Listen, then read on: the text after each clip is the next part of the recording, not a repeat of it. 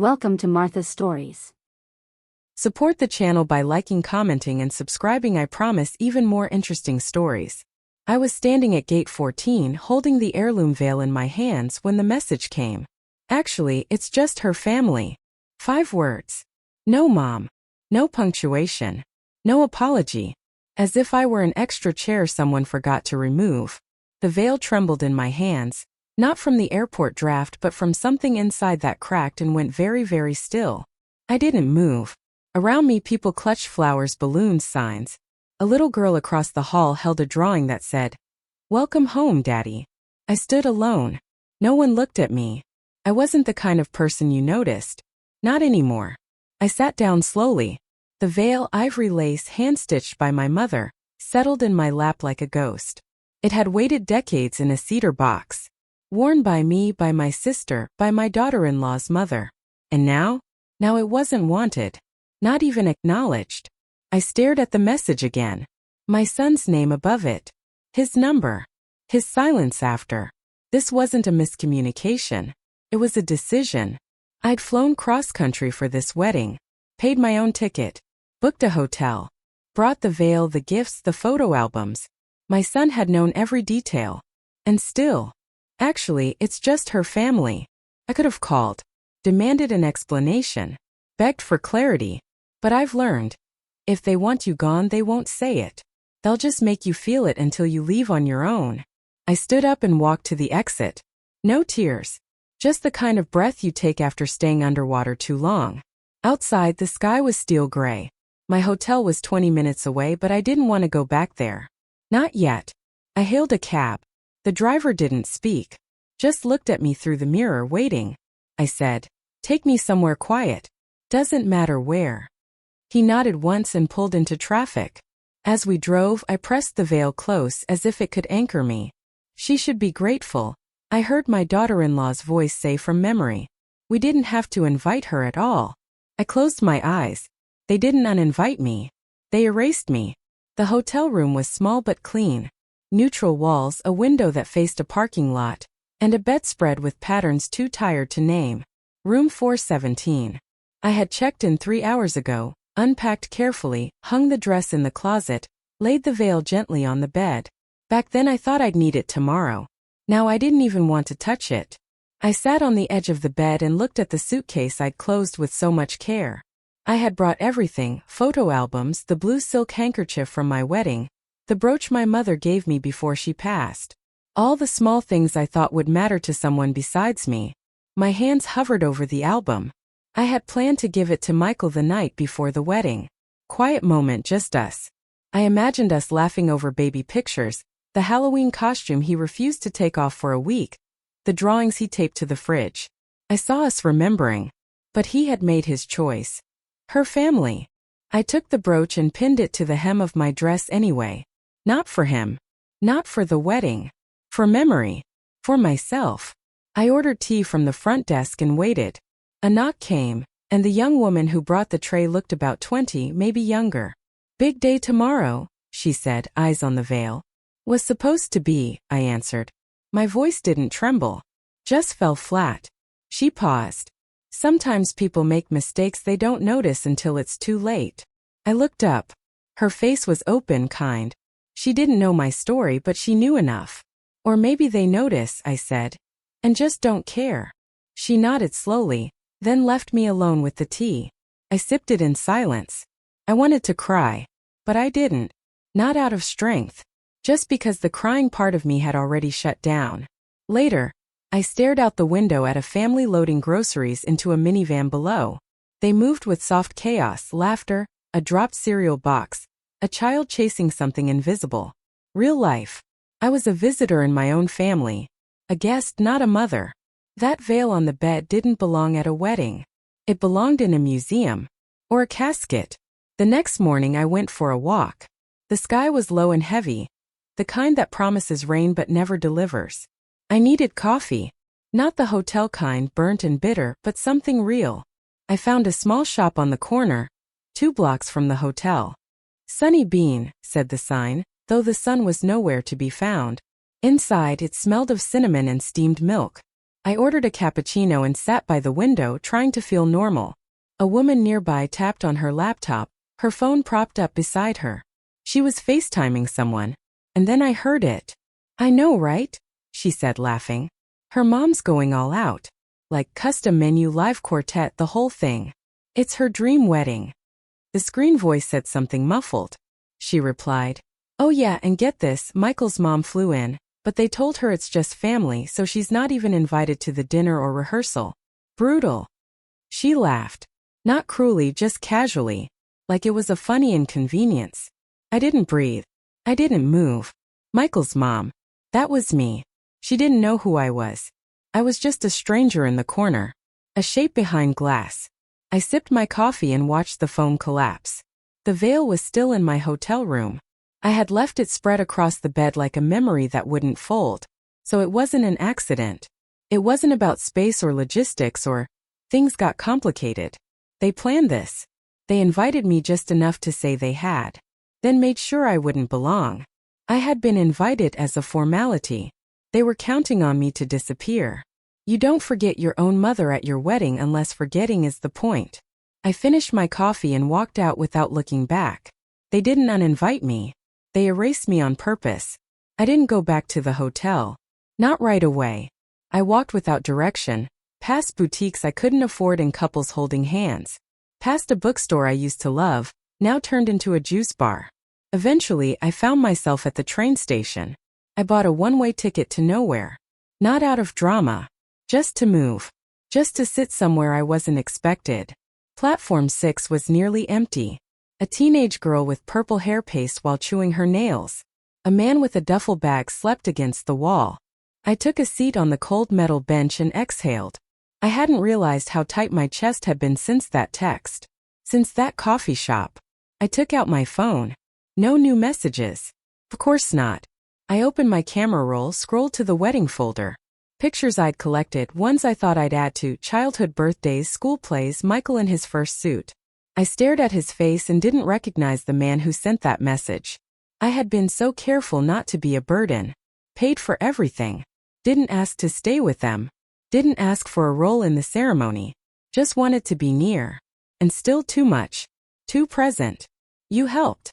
But now you're in the way. That's what their silence said. The train pulled in. I didn't get on. A janitor passed by, nodded politely. "You waiting on someone?" he asked. "No," I said. "Just sitting." He smiled. "You look like someone who just made up her mind." I nodded once. Maybe I did. He moved on. I watched the train leave without me. There was no confrontation. No dramatic goodbye. Just a decision. To not beg for space where I wasn't wanted. To not hold a veil that only I remembered. I sat there until the wind picked up, sharp and cold against my hands. Then I stood, threw the coffee cup away and started walking. I wasn't going back. Back in the hotel room, the light had shifted. It slanted low through the blinds, catching dust motes midair.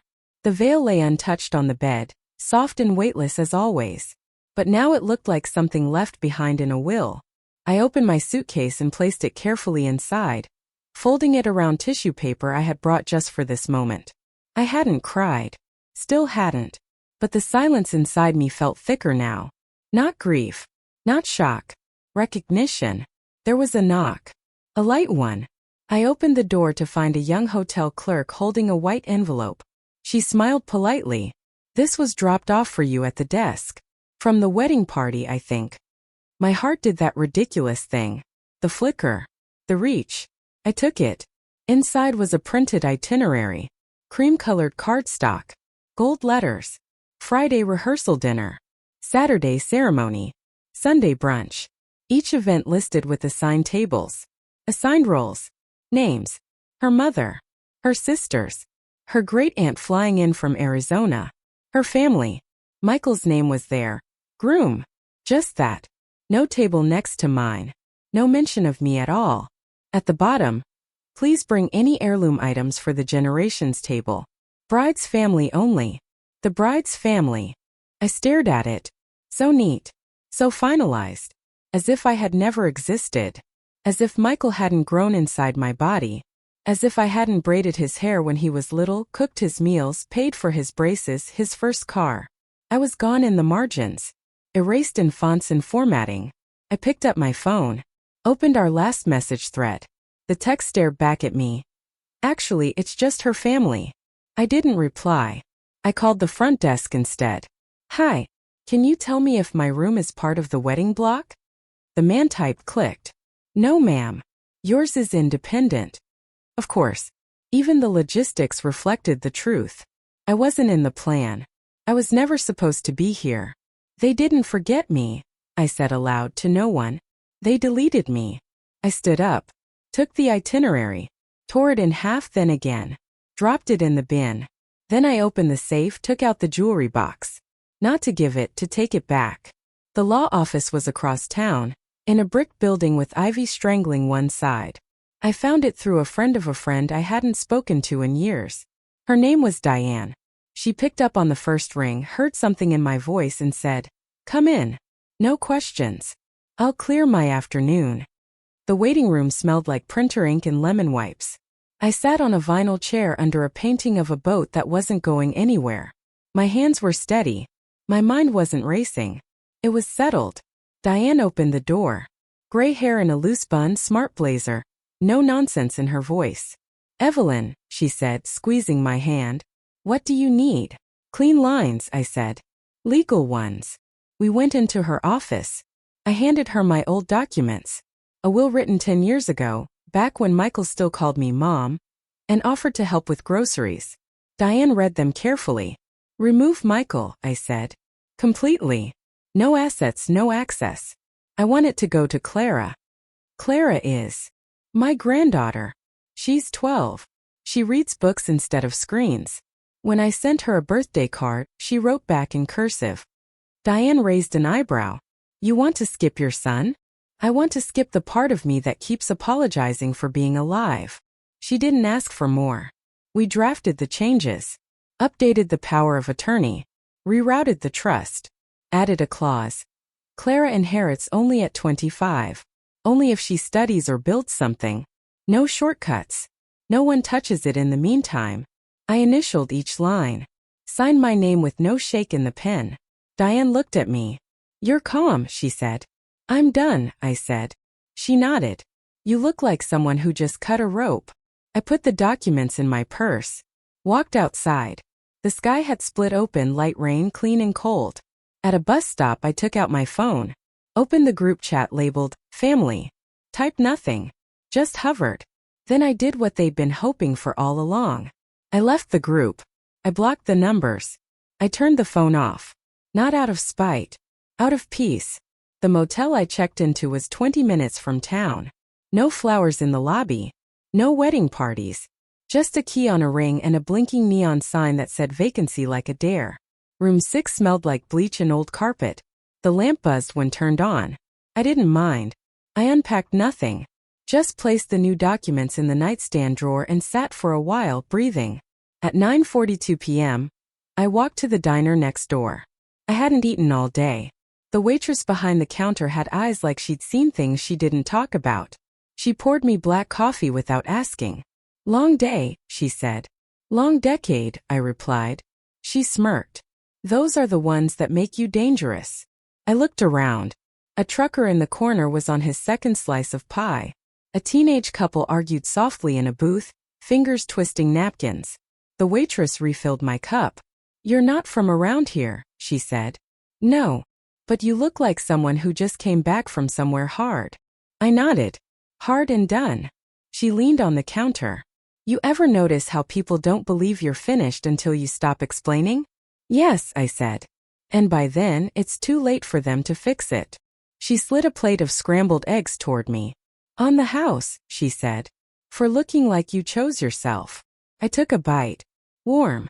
Real. In the mirror behind the register, I caught my reflection. My hair was undone. No makeup. Lines deeper than I remembered.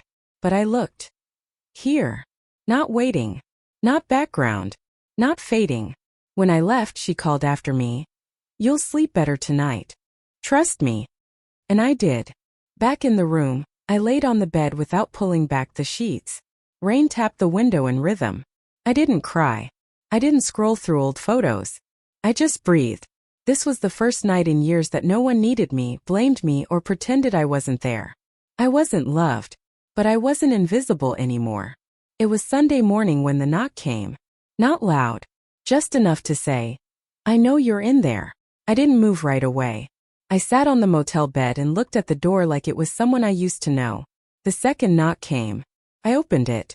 Michael stood there in slacks and a blue shirt, sleeves rolled.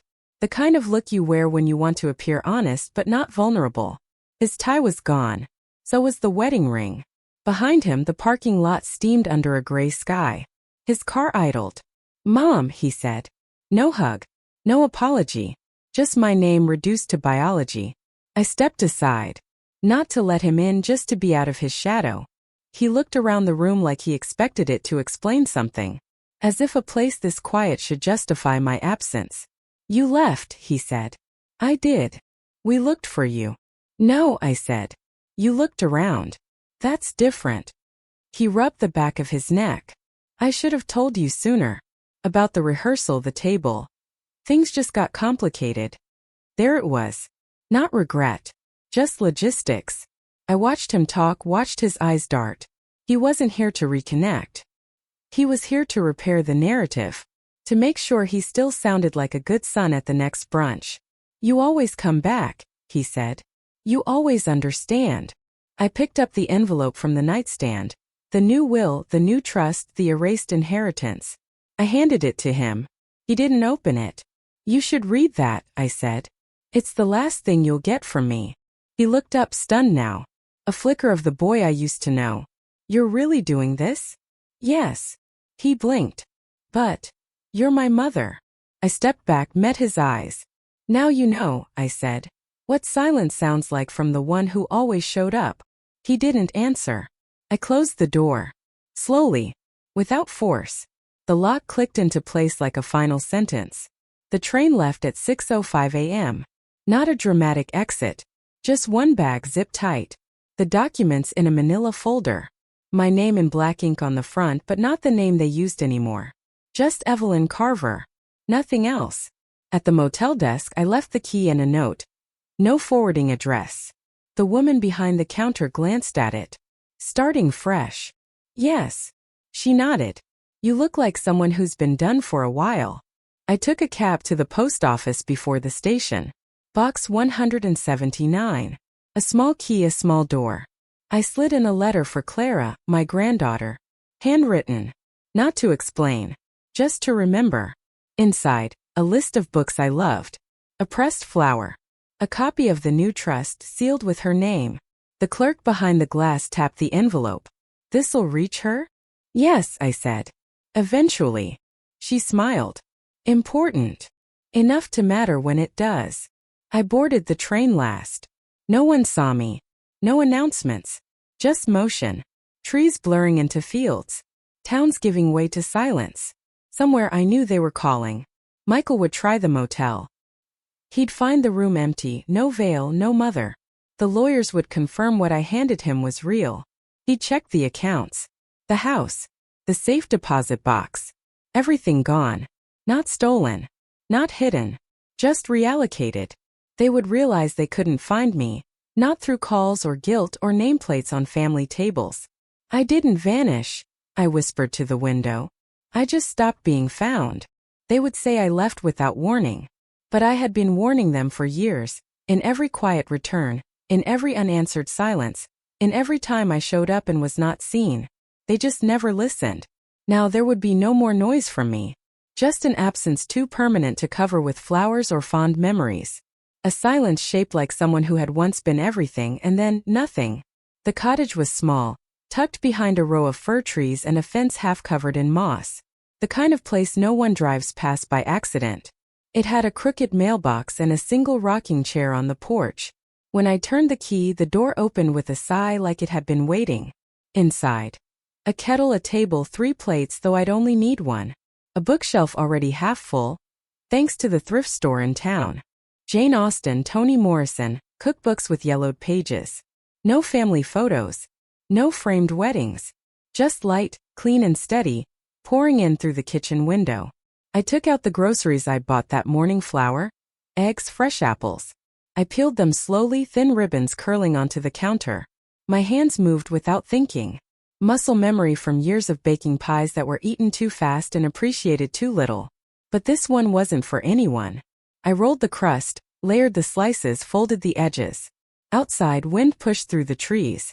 A single leaf tapped against the glass. The oven warmed the room. I sat with tea while it baked, and the scent filled every corner like memory without pain. The phone stayed off. No one knew this address. Not Michael. Not anyone from that wedding. Not even Clara. Not yet. But maybe one day when she's ready. There were no more plans to make. No more voices to answer. Just a pie in the oven and a name no one could mispronounce anymore. When the timer rang, I took it out and placed it on the windowsill. Steam rose. A slice for me. The rest for no one. No bitterness. No revenge. Just peace. I looked out at the trees, sipped my tea, and finally said the words that had waited too long. Sometimes love is just the end of explanations. What would you have done in my place? If the story hit you, leave a like. And don't forget to subscribe. It only gets stronger from here.